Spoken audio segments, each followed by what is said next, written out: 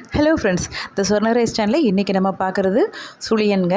இது வந்து ரொம்ப நல்ல ஒரு டேஸ்ட்டான ஒரு ஸ்வீட்டு. அதே மாதிரி நீங்கள் செஞ்சுட்டு இந்த பூரணம் மட்டும் நீங்கள் ஸ்டோர் பண்ணி வச்சுக்கலாம். நல்லா ஒரு 1-1.5 மாதம் வரைக்கும் ஃப்ரீசரில் வச்சுக்கிட்டிங்கன்னா அப்படியே இருக்குங்க, வீணாக போகாது. இது எப்படி செய்யலாங்கிறத நம்ம முறை பார்த்துடலாங்க.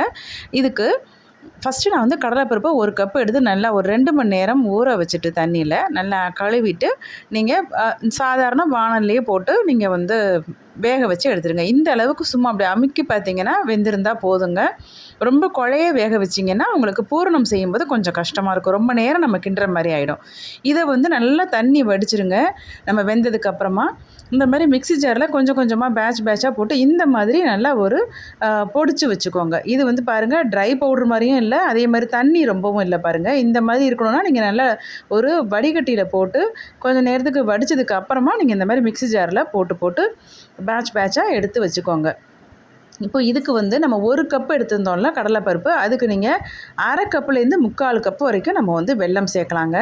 இதுக்கு தேங்காய் துருவல் பார்த்திங்கன்னா ஒரு 1/2 கப்பு வரைக்கும் சேர்த்திங்கன்னா ரொம்ப நல்லாயிருக்கும். அப்புறம் வந்து நான் இப்போதைக்கு தேங்காய் துருவலும் இந்த வெல்லம் வந்து பாகு வரணுங்கிற இது தேவையில்லை. கன்சிஸ்டன்சி நம்ம கொஞ்சம் வந்து கரைஞ்சா போதும். கரைஞ்சிட்டு ஒரு 2-3 கொதி வந்ததுக்கப்புறமா நீங்கள் இந்த தேங்காய் பூ, ஏலக்காய் பவுடர், நீங்கள் அப்படியே ஏலக்காய் ஒரு வேளை வச்சுருந்தீங்கன்னாக்கா நீங்கள் இந்த கடலைப்பருப்பு அரைக்கும் போதே நீங்கள் அரைச்சிக்கலாம். இந்த அளவுக்கு நீங்கள் அப்படியே நீங்கள் ஸ்டவ்வில் வச்சுட்டு நீங்கள் வந்து அதை கிளறிக்கிட்டே இருந்தீங்கன்னா நல்லா இந்த மாதிரி உருட்டு பக்குவத்துக்கு வந்துடும். இதில் நம்ம நெய், எண்ணெய் எதுவுமே போடலைங்க. ஆட்டோமேட்டிக்காக அதை நீங்கள் வச்சு கிளற அதே மாதிரி நம்ம அந்த பவுடர் ஃபார்மில் நம்ம மிக்ஸி ஜாரில் போட்டு நுணுக்குறோம் இல்லைங்களா, அந்த டைமில் நம்ம கரெக்டான கன்சிஸ்டன்சி இருந்துச்சுனாலே சட்டுன்னு இந்த ஃபார்ம் வந்துடும். இல்லை நம்ம ரொம்ப குழன்னு எடுத்துட்டோம் அப்படின்னாக்கா கொஞ்சம் டைம் எடுக்கும். நம்ம அப்படியே கிண்டிக்கிட்டே இருந்திங்கன்னா தான் கிளற உங்களுக்கு இந்த மாதிரி பக்குவத்துக்கு வருங்க. இது வந்து நீங்கள் ஸ்டோர் பண்ணி வச்சுக்கலாம். 1-1 1/2 மாதம் வரைக்கும் வீணாக போகாது. நம்ம நல்ல ஒரு ஏர்டைட் கண்டெய்னரில் நீங்கள் போட்டு வச்சிடணும்.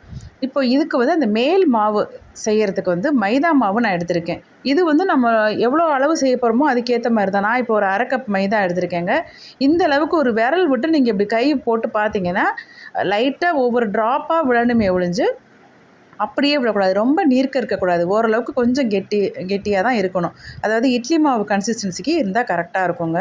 இப்போது அதை வந்து ஒரு பிஞ்சு உப்பு, ஒரு பிஞ்சு வந்து சோடா மாவு, இது 2ம் போட்டுட்டு நீங்கள் நல்லா மிக்ஸ் பண்ணிவிட்டு இந்த நம்ம செஞ்சு வச்சுருந்த பூரணம் இருக்கு இல்லையா, அதை சின்ன சின்ன பாலாக உருட்டி இந்த மாதிரி அதில் துவச்சி நீங்கள் எடுத்து போட்டிங்கன்னா உடனடியாக நமக்கு இந்த ஸ்வீட்டு ரெடியாக கிடச்சிருங்க. இந்த பூரணம் நீங்கள் செஞ்சு வச்சுக்கிட்டிங்கன்னா இதிலேயே நம்ம போலி செஞ்சுக்கலாம், கொழுக்கட்டை செய்யலாம், எல்லாமே செய்யலாம். நம்ம சேனல்லே நம்ம நிறைய ரெசிபிஸ் போட்டிருக்கோம். டைம் கிடைக்கும்போது பாருங்கள். நம்ம சேனல்லையே இந்த பூரணம் எப்படி செய்வது அப்படிங்கிறத ஃபுல்லாக டீட்டெயில்டு வீடியோவாக ஸ்டெப் பை ஸ்டெப்பாக போட்டிருக்கோம் ஃப்ரெண்ட்ஸ். இதில் உங்களுக்கு ஒரு வேளை புரியலை அப்படின்னாக்கா நீங்கள் அந்த வீடியோ கூட நீங்கள் பார்த்து தெரிஞ்சுக்கலாம். Bye friends.